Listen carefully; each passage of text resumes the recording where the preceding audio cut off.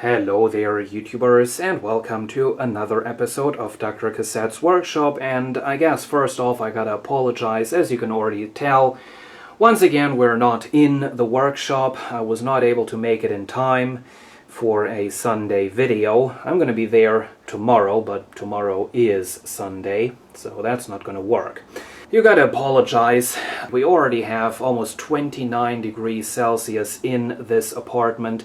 Outside temperature the last time I checked was almost 33 degrees in the shade.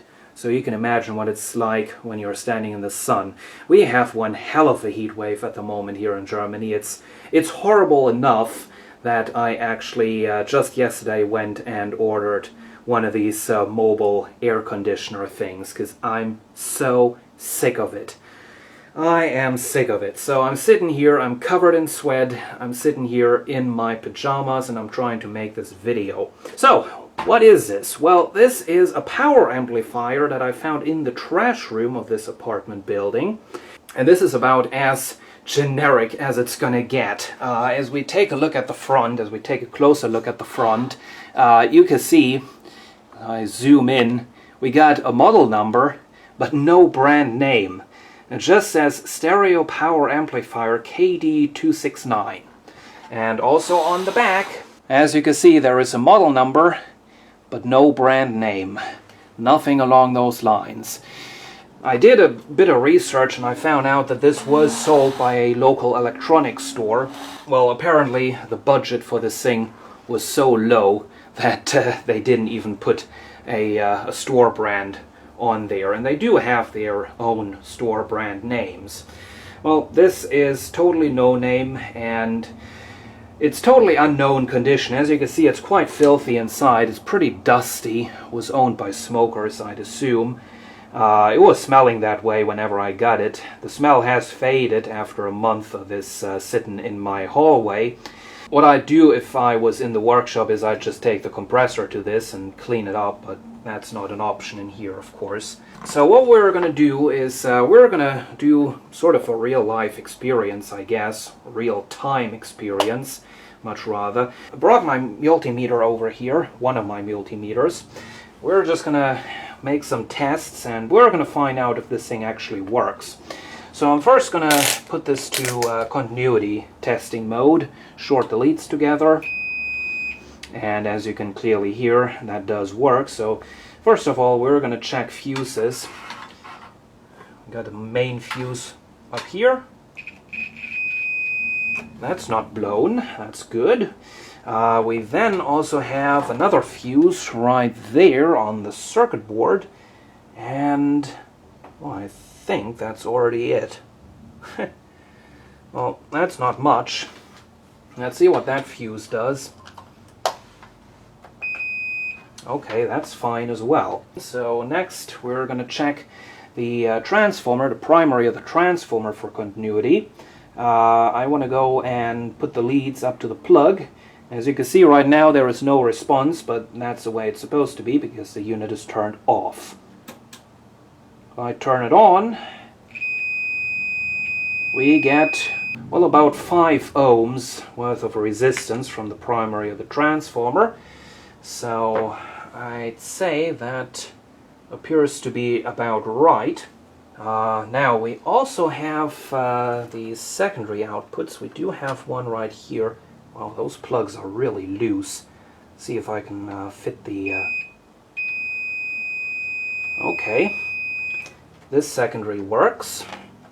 I guess this is just going to be some auxiliary power. Moving on, it appears like the transformer has separate windings for the 2 channels. It seems like this is almost one of these dual mono setups.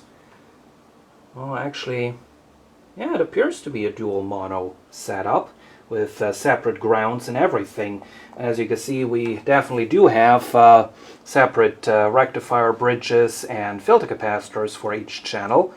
And also, if we look at the input, as you can see, instead of left-right ground running to the circuit board from the input jack, we have left ground and right and ground running to the circuit board. It's totally separate.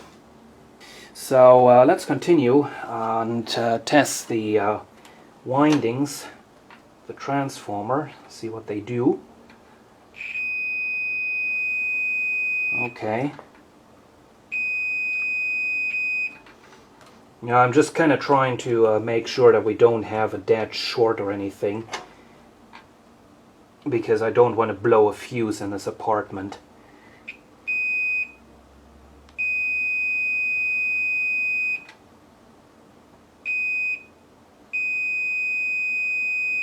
Okay, that all seems to be about right. Those plugs are really loose. Also, the capacitors are kind of loose on the circuit board. But yeah, taking the whole thing apart to look at the bottom of the circuit board and check the solder joints, nah, that's not an option. As you can see, there's no access panel on the bottom, so I have to pull the circuit board out and the heatsink and everything. So I guess what we're going to do is we're going to risk it. We're going to plug it in and see what it does. So let me go ahead.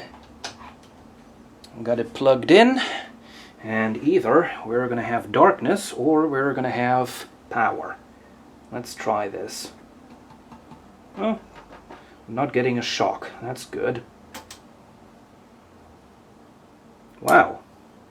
Got a fancy blinky blue LED on the front. That's interesting. And I heard relays clicking, so maybe we have a signal on the speakers. Let's try this once again. Yep, you could definitely hear the relays turning off.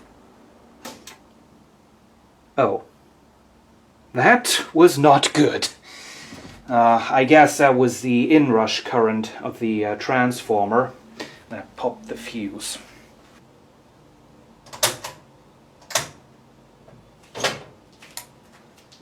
Okay, that actually took 2 tries to put the fuse back in, so clearly I won't be able to use this thing in the apartment because the inrush current of the transformer is so high that it blows the fuse.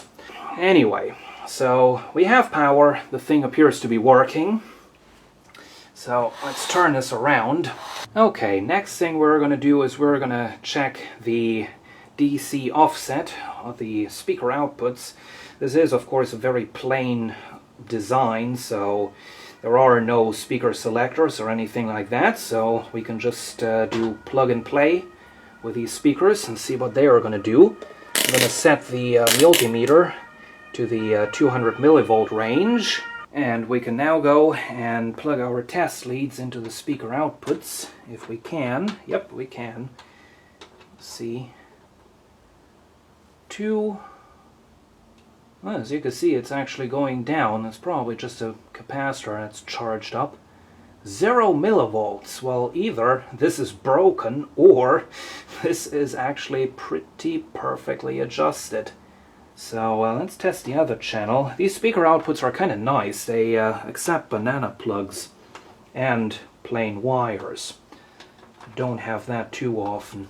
You know, a lot of these connectors, they look like they'd accept banana plugs, but they don't. Okay. Also, this channel appears to be good. Okay. Well, I guess we can go and risk it and hook this up to my speakers. These are the speakers that I normally use with my computer, some nice small ones. Let's try powering this up once again. Okay, didn't trip the breaker this time. I'm not hearing any noise, I'm not hearing any sort of undesirable hiss or hum. Amplifier is turned on and I have an audio lead hooked up. As you can hear, the classic buzz test does work. And yes, you're only hearing this in mono. I have the camera set to record in mono. And we're now hooked up to the computer, and in theory, if I raise the output volume of the computer, we should get some music.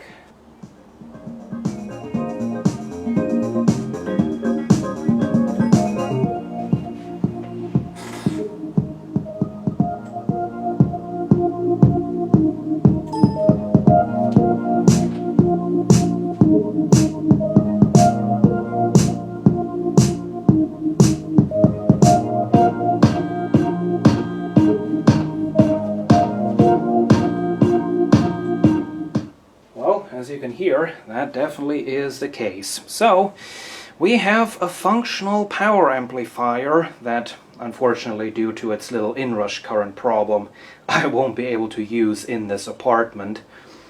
Because using a piece of equipment where you never know, is it going to blow the fuse or not, that's just not fun.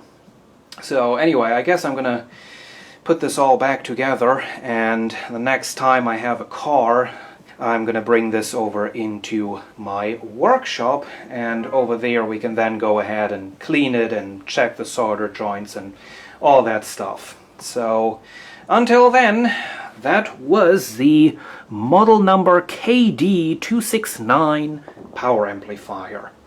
Thank you for watching, and see you again soon.